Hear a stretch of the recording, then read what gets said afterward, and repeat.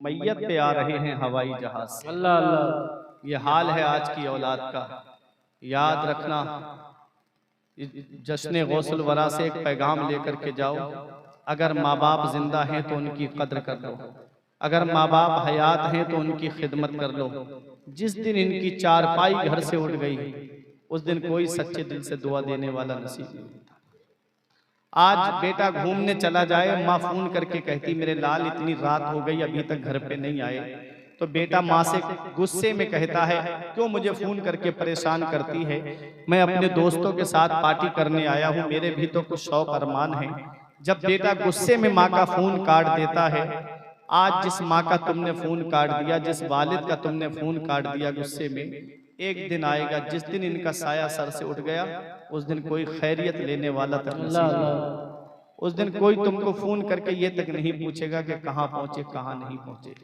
ये माँ बाप हैं जिनको रात में नींद नहीं आती, औलाद बाहर चली जाए कि मेरा बेटा बाहर चला गया, बेटा बाहर कमाने चला जाए, तब भी माँ बाप को नींद नहीं आती जब तक फोन पे बात करके ये नहीं पूछ लेते मेरे लाल तुमने खाना खाया कि नहीं खाया, मेरे लाल तुम सुकून में हो कि नहीं हो। जब तक ये पता नहीं चल जाता तब तक माँ बाप को जो है वो चैन की नींद नहीं आती।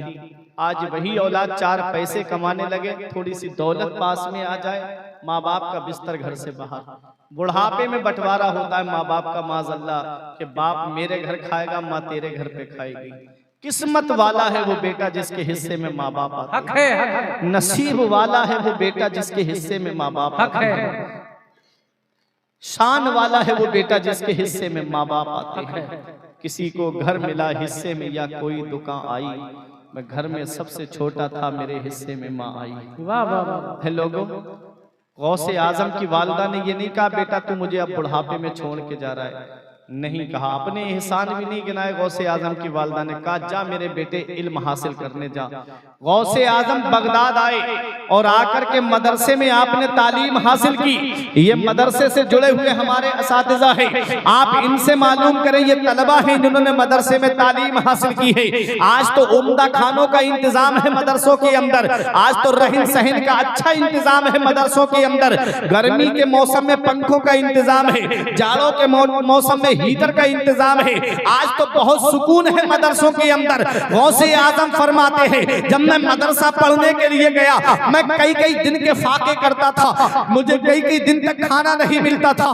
गौसे आजम कहते हैं मैंने दरख्तों के पत्ते खा के गुजारा किया, मैंने दरख्तों की छाले खा करके गुजारा किया। सरकार गौसे आजम कहते हैं एक दिन भूख ने जब ज्यादा बेचैन कर दिया तो मैं करख्त खंडरात की तरफ गया कि कोई मुबाह चीज मिल जाए उठा के खा लूं। वहां और फकीर 40 फकीर भूख भूख चिल्ला रहे थे। आप वापस आ गए, मस्जिद में नमाज पढ़ने लगे। नमाज से जब फारिग हुए, एक मुसाफिर खाना खा रहा था, आपके दिल में ख्याल आया कि मुझे खाने में शरीक कर ले। उसने कहा आओ बेटा खाना खा लो। गौसे आजम कहते हैं मैं खाना खाने के लिए बैठ गया, जब मैं बैठा तो उसने मुझसे पूछा बेटा कहाँ पढ़ते हो? मैंने कहा मदरसा निजामिया में पढ़ता हूँ। कहा बेटा मदरसा निजामिया में कस्बा जीलान के मोहल्ला नीफ के सादात घराने का एक बेटा पढ़ता है जिसका नाम अब्दुल कादिर है, क्या तुम उसे जानते हो? कहा क्या काम है उससे? कहा मैं उनके मोहल्ले का रहने वाला हूँ। जब मैं बगदाद आ रहा था उनकी माँ ने थोड़ा सोना देके मुझसे कहा था कि मेरा बेटा बगदाद में इल्म हासिल कर रहा है, ये सोना मेरे बेटे को बगदाद में दे देना, मेरे बेटे के खर्चे में काम आएगा। कई दिन से मैंने उसे ढूंढा, वो बेटा मुझे नहीं मिला, क्या तुम उसे जानते हो? मेरे गौस फरमाते हैं जिस अब्दुल कादिर को तुम तलाश कर रहे हो वो अब्दुल कादिर मैं ही तो हूँ, वो अब्दुल कादिर मैं ही हूँ। उसने कहा बेटा माफ कर देना, मैंने तुम्हारा थोड़ा सोना बेच दिया है, मेरे पैसे खत्म हो गए, उसी से ये खाना खरीद के लाया हूँ। ऐ लोगों देखो ये गौसे आजम है, गौसे आजम। आपका दिल किसी और के खाने की तरफ माइल नहीं होता है, अगर माइल होता है तो अपने ही खाने की तरफ माइल होता है, वो गौसे आजम है। कई कई दिन के फाके उठाए आपने, दरख्तों के पत्ते खाकर गुजारा किया, छाले खा करके गुजारा किया। ऐ पलिया करबला के कुर्ब में रहने वालों, फिर अल्लाह ने वो मकाम भी आपको अता फरमाया, वो शान भी अता फरमाई कि एक दिन आपने ये कसम खाई, तब तक नहीं खाऊंगा जब तक अल्लाह अपने दस्ते कुदरत से नहीं खिलाएगा। कई दिन के बाद में हजरत अबू सईद मखजूमी एक तबाक में खाना लेकर आए। अब्दुल कादिर ये खाना खा लो। गौसे आजम खाने को हाथ नहीं लगाते हैं, आपके कानों में आवाज आती है, या अब्दुल कादिर जिलानी भी हक़्क़ी अलैका कुल व भी हक़्क़ी अलैका इशरिब। ऐ अब्दुल कादिर जिलानी, तुझे मेरे इज्जत व जलाल की कसम तू खा ले, तुझे मेरे इज्जत व जलाल की कसम तू पी ले। आला हजरत की नजर पड़ी, बरेली से पुकार उठे, कसमें दे दे के खिलाता है पिलाता है तुझे, कसमें दे दे के खिलाता है पिलाता है तुझे, प्यारा अल्लाह तेरा चाहने वाला तेरा। नारे तकबीर, नारे रिसाला, मसलके आला हज़रत, शान गौसे आज़म कॉन्फ्रेंस। वाह वाह, बहुत उम्दा, सुभान अल्लाह सुभान अल्लाह। आपने इल्म हासिल किया, अपने वक्त के मुफ्ती आजम बने गौसे आजम। सुभान अल्लाह। कितना इल्म हासिल किया था सरकार। गौसे आजम अपने वक्त के इतने बड़े मुफ्ती थे कि एक शख्स ने ये अपनी बीवी से कहा कि मैं ऐसी इबादत करूंगा कि उस इबादत में मेरे साथ कोई शरीक नहीं होगा। अगर मैं ऐसी इबादत ना कर सकूं तो मेरी बीवी को 3 तलाक पड़ जाए। अल्लाह अल्लाह। अब बताओ, आदमी नमाज पढ़ेगा तब भी कोई ना कोई तो नमाज पढ़ता होगा पूरी दुनिया में। अगर रोजा रखता है तो रोजे में भी कोई ना कोई उसके साथ शरीक हो जाएगा। ज़कात देगा तो बहुत से लोग हैं, क्या पता कौन किस वक्त ज़कात निकालता। क्या करे, मुफ्तियाने किराम अपने वक्त के खामोश हो गए। जब ये फतवा गौसे आजम के पास आया तो सरकार गौसे आजम ने फरमाया, इसका जवाब ये है कि उससे कहो कि वो मक्का चला जाए, खानाए काबा को तवाफ कराने वालों से खाली करा दे और तन्हा काबे का तवाफ करे, 7 चक्कर लगाए। ये ऐसी इबादत है कि पूरी दुनिया में कोई इसके साथ में इसमें शरीक नहीं होगा। यह है गौसे आजम का इल्म। और आपने मदरसे में बैठ करके पढ़ाया। हुजूर हाफिज़े मिल्लत फरमाते हैं कि इस्लाम की खिदमत करने के 3 नुमाया तरीके हैं। पहला तरीका है तदरीस, मदरसे में बैठ करके पढ़ाने से इस्लाम की खिदमत होती है। दूसरा तरीका है तसनीफ, किताबें लिखकर इस्लाम की खिदमत होती है। और तीसरा तरीका है तकरीर, वाज के जरिए इस्लाम की खिदमत होती है। हुजूर गौसे आजम की सीरत को देखें सैयद साहब, आपने मदरसे में बैठ के पढ़ाया, 40 साल मदरसे में पढ़ाया और एक जगह लिखा 50 साल मदरसे में बैठ के पढ़ाया। सुभान अल्लाह सुभान। एक दिन में 13 उलूम पढ़ाते थे गौसे आजम। हाय हाय हाय। और ऐसा दौर था कि एक तरफ सल्जूकियों का दौर, दूसरी तरफ खिलाफत बनु अब्बासिया आखिरी दम तोड़ रही थी और इधर सलीबियों के हमले बैतुल मक़दिस पर।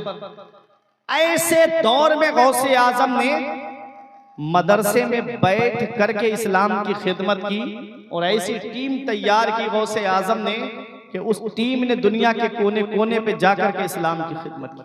40 साल मदरसे में बैठ के पढ़ाया। हर साल आपके मदरसे से 3000 तालिबे इल्म आलिम फाजिल बनकर के निकला करते थे। गौसे आजम उस जात का नाम है कि जिन्होंने 1,30,000 आलिम इस कौम को अता फरमाए। क्या बात है, सुभान अल्लाह। 1,30,000 आलिम गौसे आजम ने इस कौम को अता फरमाए हैं। जब सुल्तान सलाहुद्दीन अय्यूबी ने बैतुल मक़दिस पर हमला किया तो उनके लश्कर में जो सिपाही थे वो गौसे आजम के मदरसे के पढ़े हुए थे। जो मुजाहिदीन इस्लाम थे वो अक्सर गौसे आजम के मदरसे के पढ़े हुए थे। वो सुल्तान सलाहुद्दीन अय्यूबी पूरी जिंदगी तलवार चलाते रहे, पूरी जिंदगी जंग लड़ते रहे। मौत आई तो बिस्तर पे आई। किसी ने कहा, ओ सलाहुद्दीन अय्यूबी, तुम्हारी गर्दन किसी तलवार से क्यों नहीं कटी? पूरी जिंदगी जंग लड़ते रहे। तो सलाहुद्दीन अय्यूबी का जवाब सुनो। कहते हैं कि कोई तलवार ऐसी बनी ही नहीं है जो सलाहुद्दीन की गर्दन को काट दे। कहा, किस बिना पे कहते हो? कहा, बचपन में जब मेरे वालिद नजमुद्दीन अय्यूब मुझे गौसे आजम की बारगाह में लेकर गए, बोले मेरे बेटे के लिए दुआ कर दो, तो गौसे आजम ने मेरी गर्दन पे हाथ रख के कहा था, ये बच्चा फातिह इस्लाम है, ये बच्चा मुजाहिद इस्लाम है, ये बच्चा मुसलमानों का क़िबला अव्वल बैतुल मक़दिस को फतह करेगा।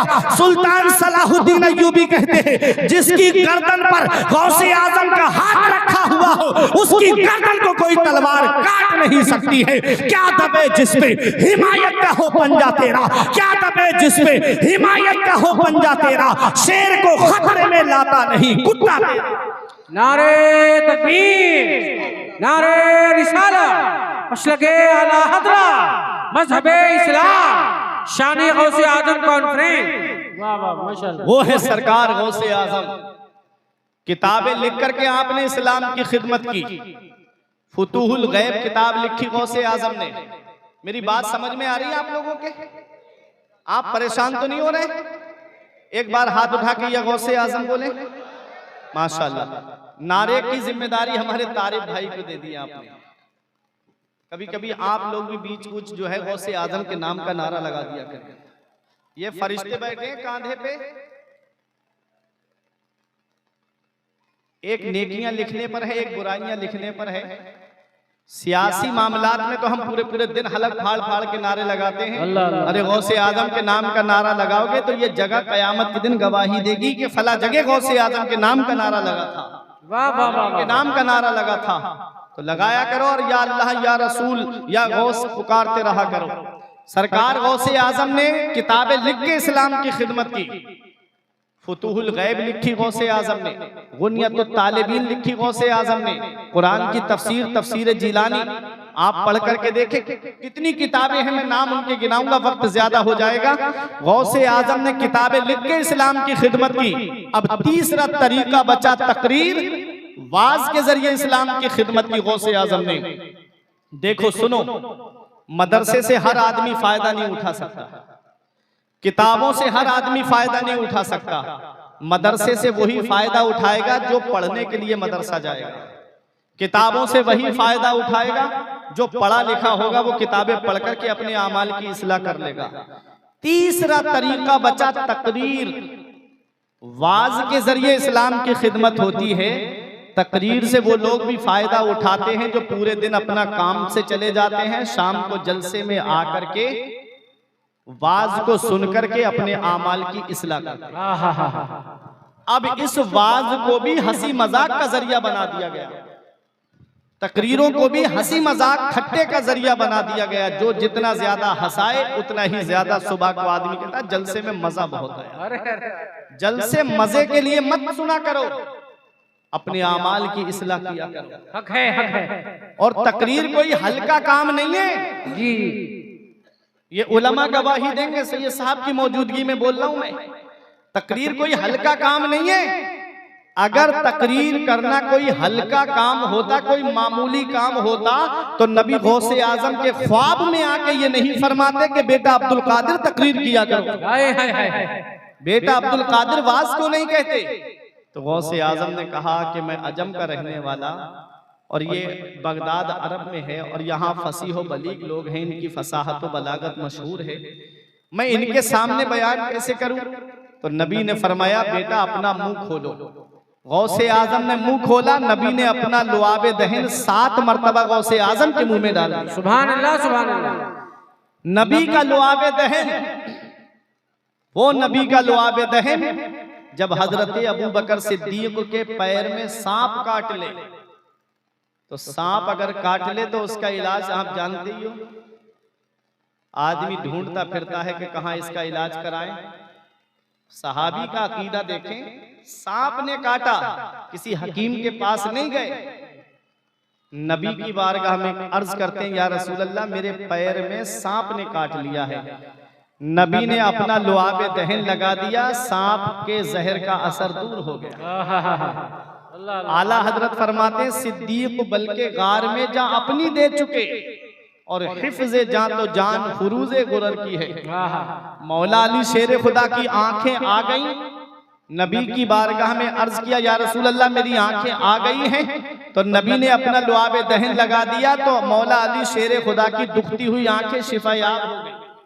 वो नबी का लुआब दहन, वो नबी का लुआब दहन कि एक सहाबी के पैर की पिंडली टूट गई, पैर की पिंडली टूट गई। हमारे यहाँ पैर में फ्रैक्चर हो जाए तो कम से कम 1 महीना प्लास्टर चढ़ा रहता है और पैर एक जगह रखा रहता है, चारपाई पे ऐसे ही लेटा रहता है आदमी। वरना अगर ज्यादा फ्रैक्चर हो जाए तो 2 महीना राड भी पड़ जाती है। सहाबी का अकीदा देखें, पैर की पिंडली टूट गई, नबी की बारगाह में आके अर्ज करते हैं या रसूल अल्लाह मेरे पैर की पिंडली टूट गई है। नबी ने अपना लुआब दहन लगाया और पैर जहां पिंडली टूटी हुई थी लुआब दहन लगाया, पिंडली शिफायाब हो जाती है, पैर ठीक हो जाता है। आला हजरत पुकार उठे, शाफी ओ नाफी हो तुम, काफी ओ वाफी हो तुम, दर्द को कर दो दवा, तुम पे करोड़ों दुरूद। माशाअल्लाह माशाअल्लाह। एक सहाबी हैं हजरत कतादा, उनकी आंख में एक जालिम ने तीर मारा, जैसे ही तीर आंख में लगा आंख का ढेला निकल के बाहर आ गया, हथेली पे रख के आंख का ढेला नबी की बारगाह में आए। अल्लाह अकबर, सहाबी हैं, नबी की बारगाह में अर्ज करते या रसूल अल्लाह तीर लगा है मेरी आंख में दुश्मन का और आंख का ढेला मेरी हाथ पर आ गया है। नबी ने ये नहीं फरमाया हकीम के पास जाओ, किसी सर्जन के पास जाओ, नहीं नहीं प्यारे मुसलमानों, नबी ने फरमाया आओ मेरे करीब आओ। अपना लुआब दहन आंख के दीदे पर लगाया और उसको आंख के हल्के में फिट कर दिया। सहाबी का बयान है कि मेरी आंख में पहले से ज्यादा रोशनी आ गई। आला हजरत पुकार उठे, आंख अता कीजिए उसमें जिया दीजिए, आंख अता कीजिए उसमें जिया दीजिए, जलवा करीब आ गया तुम पे करोड़ों दुरूद। वो है नबी का लुआब दहन, वो है नबी का लुआब दहन। सहाबा आए या रसूल अल्लाह पानी बहुत नमकीन है, खारा है और प्यास लगी है सहाबा को आपके, या रसूल अल्लाह पानी का इंतजाम कीजिए। नबी ने खारी कुएं के अंदर अपना लुआब दहन डाल दिया, आज वो बीरे शिफा बन गया। लोग वहां से पानी लेके आते हैं और किसी बीमार को पिला देते हैं तो वो शिफायाब हो जाता है। इतना मीठा पानी हो गया वहां का कि किसी कुएं का इतना मीठा पानी नहीं था जितना उस नमकीन और खारे कुएं का पानी जिसमें नबी ने लुआब दहन डाला था और वो मीठा हो गया था। आला हजरत फरमाते जिससे शीरी, जिससे खारी कुएं शीरिये जा बने, जिससे खारी कुएं शीरिये जा बने, उस जुलाले हलावत पे लाखों सलाम। वो लुआब दहन नबी ने अपने गौसे आजम के मुंह में डाला 7 मरतबा। सुभान अल्लाह। आप बेदार हुए, जोहर की नमाज पढ़ी, जोहर की नमाज के बाद मिंबर पे बैठे आप बाज कहने के लिए, तकरीर करने के लिए। अब जो पहली बार तकरीर करता है तो उसे झिझक महसूस होती है जी। गौसे आजम जैसे ही बैठे और जब देखा आपने तो झिझक महसूस हुई, फौरन मौला अली शेर खुदा आ गए। बोलो सुभान अल्लाह।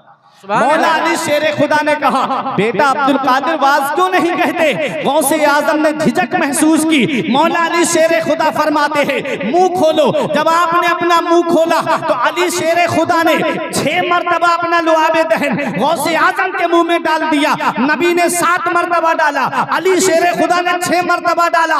पूछा गौसे आजम ने, नबी ने 7 मरतबा डाला, आपने 6 मरतबा डाला। तो मौला अली फरमाते हैं ताकि नबी से गिनती में बराबरी न होने पाए, नबी से अदद में बराबरी न होने पाए। ये मौला अली शेर खुदा है जो गिनती में बराबरी न होने पाए, इसलिए 6 मरतबा लुआब दहन डाल रहे हैं। और आज के 2 टांग का खन्नास कहता है कि नबी हमारी तरह बशर है, नबी हमारी तरह बशर है। आला हजरत उन्हें पैगाम देते हुए फरमाते हैं तुझसे और जन्नत से क्या मतलब वहां भी दूर हो, तुझसे और जन्नत से क्या मतलब वहां भी दूर हो, हम रसूलुल्लाह के जन्नत रसूलुल्लाह की। नारे तकबीर, नारे रिसालत, मसलके आला हज़रत फैज़ाने औलिया किराम।